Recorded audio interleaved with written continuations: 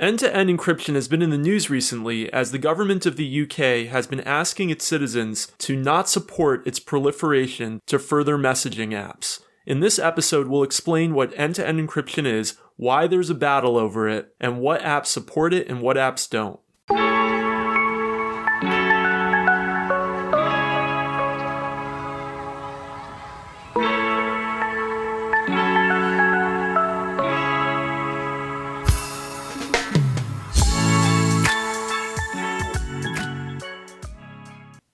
Welcome to Kopec Explains Software, the podcast where we make computing intelligible. While we've talked about encryption more generally in a previous episode, today we're going to dive into end-to-end encryption. Yes, I'll put a link to that previous episode, that's episode 17 on encryption, in the show notes, so that you can go and check it out before you listen to this episode. But for those of you that don't go back and do that, let me give you a very brief summary. Encryption is basically a way of scrambling information so that only the intended recipient can read it. The difference between the general concept of encryption and specifically end-to-end encryption is about who is that recipient. Is there an intermediary that's also that recipient, and then that information gets relayed on to the ultimate recipient? Or is the information scrambled completely from the originator to its ultimate destination?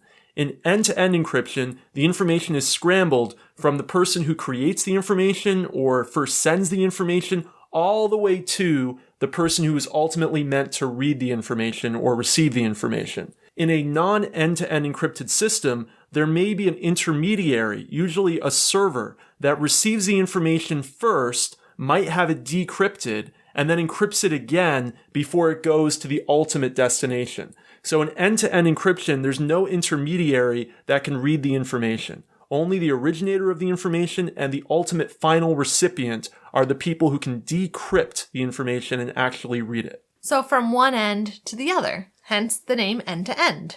Right. And we should be clear that most systems on the internet are not fully end-to-end encrypted. Most systems do have an intermediary. Usually that's the server of some large internet company that is receiving the information, decrypting it, maybe even storing it on their servers, and then sending it on to the ultimate recipient. So why should people care about whether or not they have end-to-end encryption? It's about who can read the information. Almost all the connections we make on the web, for example, are over HTTPS. The S stands for secure, the secure form of the HTTP protocol that's encrypted between the client and the server. Let's say I'm shopping on a website. If I was not using an encrypted connection and I was just sending my credit card information in plain text on a non-encrypted connection, then it's possible that as those packets went through the internet from my home computer to the server of that shopping website, someone could actually intercept them and read my credit card information. Obviously, we don't want people to be able to do that. It could be even worse. Maybe they could even manipulate the connection. So by having an encrypted connection, we make sure that only the shopping website server can actually read my credit card information. Now, what if I'm sending a chat message from myself to you, Rebecca, and it's something very personal that I really wouldn't want anyone else to read? If I'm not using an end-to-end encrypted system, then it's possible that at an intermediary waypoint between myself and you, where the information actually might have gotten to that waypoint encrypted, but then got decrypted before it was encrypted again to be sent on, it could have been intercepted. Now, that actually is how a lot of chat messaging services work.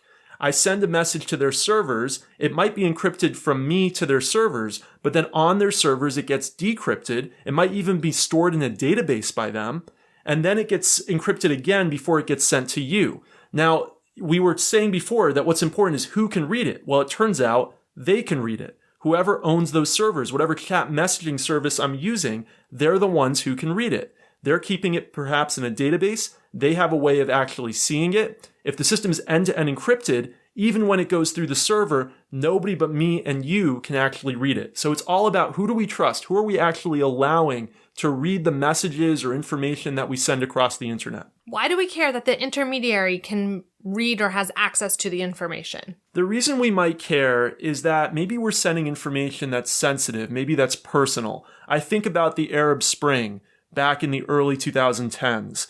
where dissidents were trying to bring down their governments, and the governments were trying to monitor the communications of the dissidents. And so the dissidents were using encrypted systems so that they could communicate with each other without the government being able to interfere with their protests, with their rallies, with their emotions against their governments. Now, the difficulty is that maybe we trust the company that's our intermediary, but the government has the power of subpoena. In some countries, the government has more than just the power of subpoena. It actually has the power of censorship, like in some of those countries I was just mentioning, and in some countries that are still around today. And so if we don't want the government to be able to read the information that we're sending to one another, we need a fully end-to-end encrypted system, because the large corporation that might be acting as the intermediary might get subpoenaed by the government for the information, or it might have a direct tap into that company's servers. And we know that this has even happened in the United States. We know this from the Edward Snowden revelations from about a decade ago. You can go read about them. I don't want to go into all of them in this episode because it's really beyond the scope of this episode. But we know that that really happened even here in the US. And so there are types of communication. Maybe there's some things that are just really personal and we would just feel more secure if we knew that nobody but the two of us could really read about it. But maybe there's also things that we want to do that are political in nature, or have some kind of controversial aspect to them vis-a-vis the government, or maybe the company itself, and we don't want to have that intermediary possibility of anyone but the two people who are talking about it being able to actually see what the conversation is about. And by the way, we're talking mainly about like chatting right now, but this could also be files. This could also be sensitive medical records. This could also be sensitive corporate secrets, intellectual property. There's a lot of different things we might want to transmit and make sure that they're totally secret. At the same time, of course, I'm sure you can imagine things that we don't want to be totally secret that people share all the time on the internet. There is a counter argument. I mean, the argument for it is very strong in my opinion,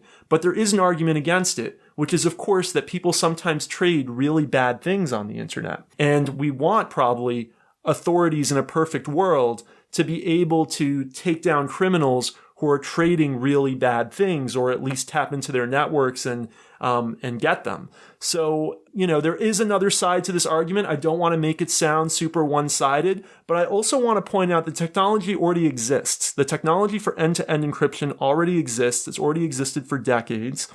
And even if it suddenly was outlawed, it would still exist because you can't take it out of the box. Encryption is just a bunch of mathematical formulas combined with some computer software. And anyone can go and take open source implementations of encryption software, build them, and start sending encrypted messages to one another. The question is not whether or not we can stop end-to-end encryption from existing. The question is whether or not we should have it in every chat app, every app that we use. And that is where kind of the recent controversy has come from. But we'll get into later in the episode that a lot of the apps you probably use already have this as an option. So the genie's kind of already out of the bottle, but we'll talk further about how it's been portrayed in the news recently. Before we get to the news, let's talk about the apps that are using or providing end-to-end encryption. Can you list a couple? Sure, I'm going to list a bunch. All of them either have end-to-end encryption on by default or they have it as an option. And then I'll talk about a couple of them that are particularly popular, which you have to actually jump through a couple hoops to really be fully end-to-end encrypted. So all of the following apps, and there's many more, of course, these are just some popular ones that I chose to do a little research on, either are end-to-end encrypted or have it as an option. Zoom, Facebook Messenger, WhatsApp, iMessage, Signal, Telegram, and there's many more. But we just covered a huge spectrum of apps that people use for messaging all the time that have end-to-end encryption or either have it as an option. Now, there's two that are particularly popular that I want to mention some caveats about. The first is iMessage. iMessage is end-to-end encrypted by default. So iMessage, of course, is Apple's messaging service that works only from basically Apple users to Apple users. You see those blue bubbles when an Apple user is talking to another Apple user, and those green bubbles when an Apple user is talking to somebody over SMS who is on an Android device or another type of device. It is by default end-to-end encrypted, but here's the big caveat. If you have iCloud Backup turned on, iCloud Backup tends to include your iMessages, and it is not fully end-to-end encrypted. Apple has a key to get into your iCloud backups. So the only way to make sure you're truly secure would be if both you and the other person that you're communicating with don't have iCloud backup turned on. Then you would be taking advantage of the end-to-end encryption that they already have, and there would be nowhere that your messages are being stored on Apple's servers that Apple could get access to them if they received a government subpoena. That's a pretty big caveat. It's a pretty big caveat because most people have iCloud backup turned on. We could go into the famous case, the San Bernardino terrorist and Apple's stance on encryption against the terrorist's phone, and the government the FBI specifically trying to force Apple to decrypt their phone. I think that's beyond the scope of our episode, but I'll put a link to an article about it in the show notes. Now, another app I want to talk about is Facebook, because it's going to be at the center of, I know, some of the news articles that you've looked into, Rebecca. And if you go and use Facebook today, by default, it's not end-to-end encrypted when you send somebody a message. But you can go in the Messenger app on your phone, not on the desktop web app though. So people should know, if you go to Facebook on your desktop web browser, this doesn't even appear to be an option from what I can see. But if you're in the Facebook Messenger app on your phone, you can go into the settings of a particular conversation and put it into what they call like a secret mode. And then it is fully end-to-end encrypted. And they recently announced that they're also bringing this feature to group chats as well. So it's totally opt-in. It's available if you opt in, but by default, it's not there in Facebook Messenger. And if you do turn it on, though, Facebook claims it's fully end-to-end encrypted. The other thing I wanted to mention about all of these apps is we have to trust that the company is telling the truth about it really being end-to-end encrypted. So we have to trust that Apple, when they say iMessage is end-to-end encrypted, is telling the truth. We have to trust that Facebook, when they're saying that Messenger, when you go into secret mode, is really end-to-end encrypted, is telling the truth. There are some apps that are open source that are end-to-end encrypted. Probably the most popular two are Signal and Telegram. Signal in particular has become quite popular recently. And Signal, because it's open source, we can go and verify that it really is end-to-end encrypted. Now, you might say, well, I trust Facebook. I trust Apple. Well, Skype, which is an app developed by Microsoft now, is originally an independent company. It was owned by, I think, eBay or PayPal at one point. Now it's owned by Microsoft for more than a decade now. They were saying that they were end-to-end encrypted, and then one of the Snowden documents revealed that actually there was a back door in Skype that enabled the government to get access through Microsoft to messages. So, if software is closed source, no one can go and verify that what they say is really true. But in an app like Signal or Telegram, any software developer can go and dig into the source code and find out if Signal or Telegram are telling the truth when they say it's really end-to-end encrypted and that there's no backdoor circumventing that end-to-end encryption. In other words, the most secure app you could probably use today would be an open source messaging app that has end-to-end encryption, like Signal. Now, this has been a big story recently. Rebecca, I know you've been looking into some of the recent articles about this. A lot of them are coming out of the UK. Yeah, that's right. So in the UK, the government is, launching or has launched a campaign against end-to-end encryption, specifically in Facebook. They really did not want Facebook to make this the default option for the messaging services that it provides. Right. We were just talking about how it is possible to get end-to-end encryption in Facebook, but you have to go into a special settings panel and turn it on per conversation in quote-unquote secret mode. So we're talking about going from having to jump through those hoops to get end-to-end encryption in Facebook Messenger to it just being the default every conversation you have in Facebook Messenger. That's correct. And the government's main argument is that it's actually about child safety. It's about protecting the most vulnerable of us, from being victimized, and giving law enforcement the tools to prosecute those who would go after kids. That certainly sounds like a noble cause. Absolutely. And there's some real merit behind the dangers that exist across messaging apps and just the internet in general, specifically for children. And I certainly would want my law enforcement to have the tools to prosecute and go after and keep our kids safe. But like you spoke about, end-to-end encryption is out there, and there's always going to be ways for folks to target and do bad things if they want to. And so I'm not sure personally if the good intentions possibly behind this outweigh the logistics or even the potential fallout. Right. You can't outlaw the technology as a whole. It's out there. It's well understood. Any software developer could go and build an end-to-end encrypted app today. I could go and take some open source libraries off the shelf and within a matter of weeks have an end-to-end encrypted messenger app that I could use with somebody else.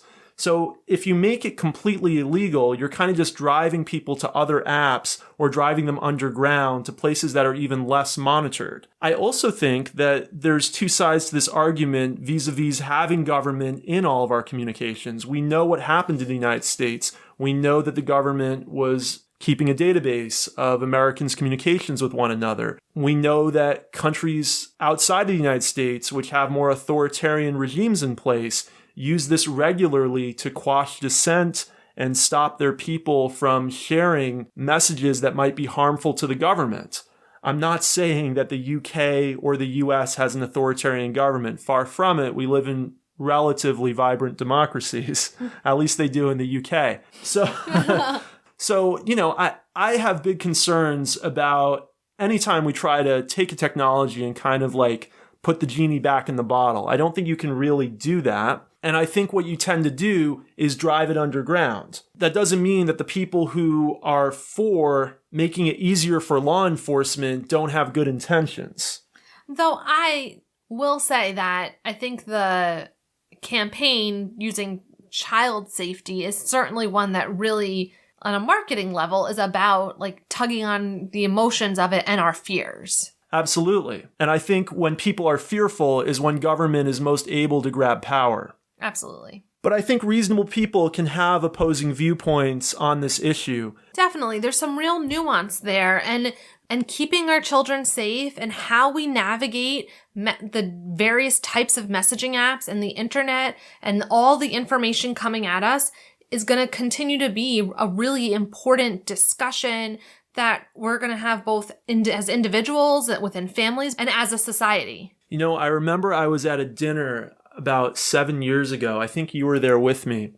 And I was sitting next to a friend of my aunt's who is involved in the New York state government.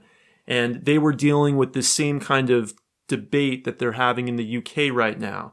And I think the New York state government was thinking, well, we want to make it so that law enforcement can read any kind of encrypted message. And this was shortly after the whole controversy around Apple and the San Bernardino terrorist. And she just couldn't understand the concept that you can't just outlaw technology. But it's totally true. There's never in all of history been a technology that's been created, that's been successfully outlawed, that could be implemented by just a few people. Now, if there's a technology that requires a huge amount of different actors to actually create, for example, a nuclear weapon, it is possible to stop it from being organized and proliferated to some extent. But when there's a technology that any software developer can go and build a version of, you can't basically outlaw a math equation, I guess is a way of putting it. And that's really what encryption comes down to. So I'll just say my personal opinion is I think it's a bad idea to try to legislate in this area. And I'm more fearful of the government than I am of almost anybody else when we think about the terrible ways that governments have oppressed their citizens around the world. I'm particularly sensitive to it because I think back to my family who escaped from the Soviet Union and also escaped from Nazi Germany. And I just think about how oppressive those regimes were and how they used the control of information to really put down any kind of dissent. And so I think we have to weigh like what's more important to us in the world. Do we care more about people's ability to have their dissent protected, or do we care more about law enforcement's powers? And while I support law enforcement going after criminals 100%, especially when it comes to children, I don't want to do that at the expense of the ability for people to dissent. So I would just say personally, and like I said, I think reasonable people can disagree on this, I'm definitely in favor of not stopping people from having end-to-end encryption. I would agree with you, Dave. I think what's also important is that we have technological literacy. So we need to be able to understand if we're supporting a government saying no to end-to-end encryption or we're using it. Just that basic understanding helps us all make informed decisions and understand the risks and possible benefits that any of us are going to encounter as we send each other messages. Absolutely. And that's really what our podcast is about. Our podcast is about bringing technological literacy, especially around the area of software, to the people who listen. So I hope that you have a better understanding now about what end-to-end encryption is all about. It's about who can read your messages. Is it just you and the person who's ultimately going to receive them? Or is the intermediary, for example, the servers at Facebook, going to be a place that your messages can be read? Thanks for listening to us this week. Rebecca, how can people get in touch with us on Twitter? We're at Kopec Explains, KOPECEXPLAINS. We'll see you in 2 weeks. Bye.